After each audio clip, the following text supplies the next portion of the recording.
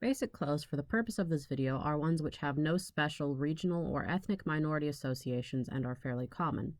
There is also jewelry like this, but that will have its own video. The galabia is a somewhat unisex garment worn by men and women, though with different styles for both. Modern galabia made for women are sometimes cut to be somewhat form-fitting and will feature bright colors, patterns, soutache, and embroidery, while galabia for men are loose, most often blue or white, though tan, olive, gray, and dark green can also be found, with pale colors being preferred for hot weather. Usually they are a solid color, but have been made from striped fabric as well. While nothing is stopping one from decorating them, I have only seen 2 galabia for men that belong in this section decorated, both with soutache and made for dancing. Cotton is favored for galabia, but they are also made of linen, silk, muslin, or a silk-cotton blend. A sarwal is a dropped crotch pant with a gathered waist and sometimes gathered legs. The shape in Egypt is usually made of rectangles close to the leg, rectangles with angles cut out of them for further width, and triangles for the crotch. Normally it is gathered to the waist with an encased strip of fabric, which historically may be embroidered at the ends or otherwise decorated. Elastic has also become a common choice for waistbands. The drawstring is called a dike. The aba and abaya are both historically square overcoats or jackets. An aba is usually used to mean a men's garment, while an abaya is usually a feminine garment.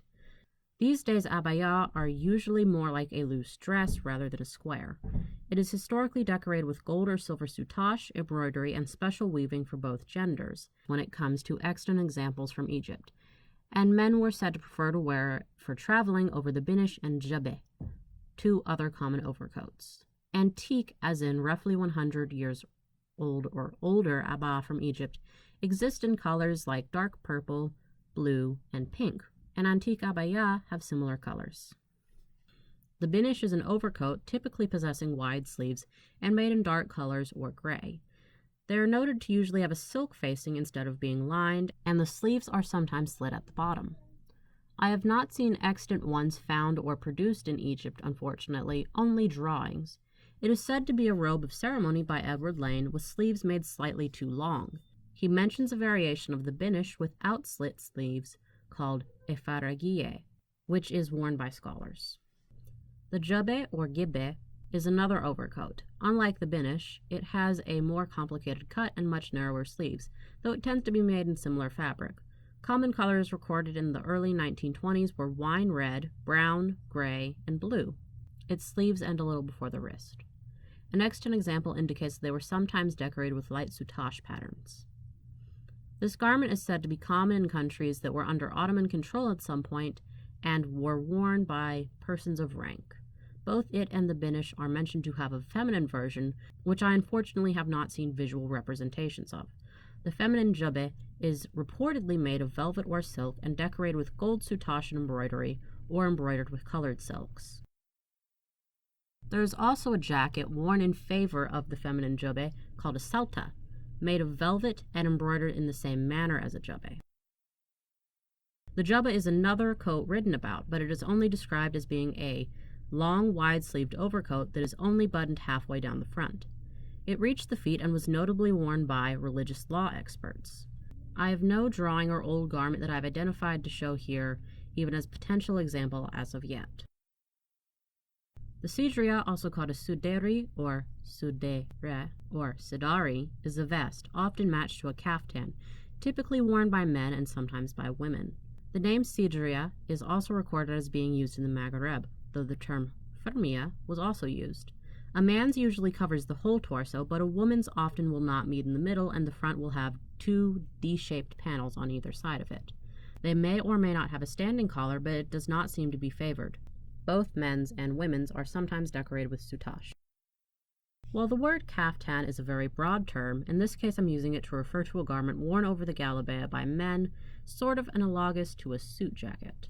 From what I've seen, these are usually made of striped cloth, which is supported by some writing, and if they have a matching sidria, it will usually be made of the same fabric. Cotton, satin, brocade, and half silk is used for the fashion fabric, and the lining is typically said to be rami. Both satin and brocade are said to be an older preference in writing from a source in 1922, but a source from the 1830s doesn't mention brocade, and there are only 2 drawings of caftans like that between the 1830s and the 1920s that I know of, possibly meaning that this was meant to be understood as a historic preference and not one of a recent generation. The caftan is ankle length, and in the 1930s, the sleeves would typically be made slightly too long, and a few inches from the end would have the seam split. A belt, or hizam, or hizam, or hizam, hizam just means belt, is historically a length of cloth, specially woven to size. Sometimes these will be made to match a caftan and sadari. It will be tied over the vest or the caftan, and in the case of women, sometimes over the yelek.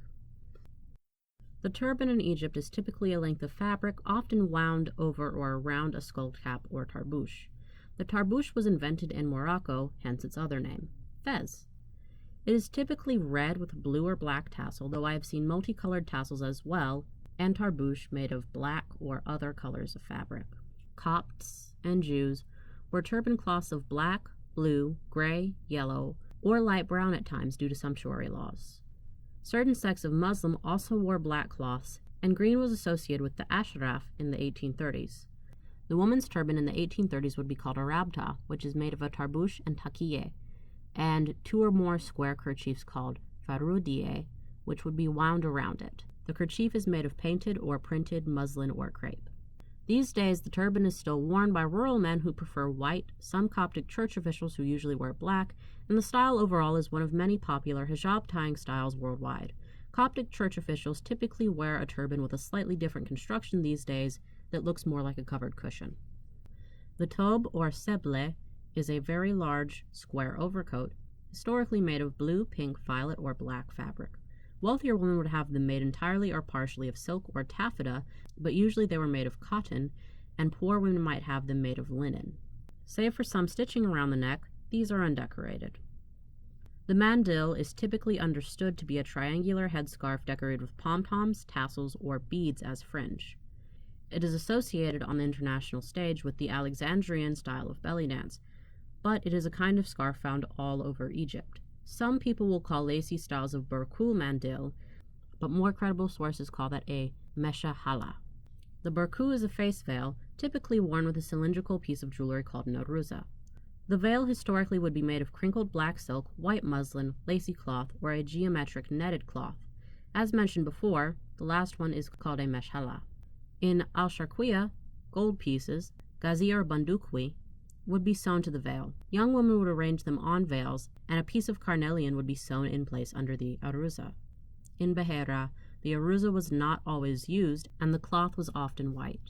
In al-Wasta, al-Saf, and al-Ayat, the Red Sea, Bilbayas, Zak Azik, Ismailia, and Sinai, gold beads would be sewn onto the veil. The yelek is typically a long overdress that has sleeves open from about the elbow onwards and has a long, open, but narrow neckline. It buttons from the bottom of the breast to the belt. Historically, it was worn by wealthy and middle-class women in urban centers who emulated Ottoman styles of dress. It will sometimes be worn with a shawl or a belt tied around the waist over it, and then a woman's overcoat over that.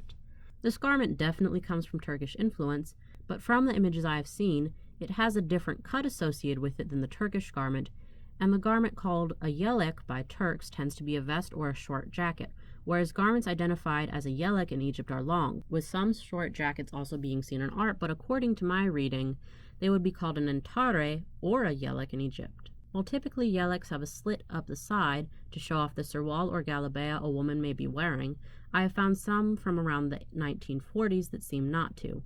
It is made of similar material to the shintijan. The shintijan was originally a Turkish variation on the sarwal specifically worn by women.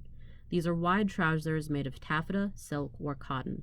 Silk will be in stripes or plain, and the cotton will be printed, worked, or plain. They are tied below the knee and made so that way the fabric will fall around to the ankle. They can be worn under or over a dress historically.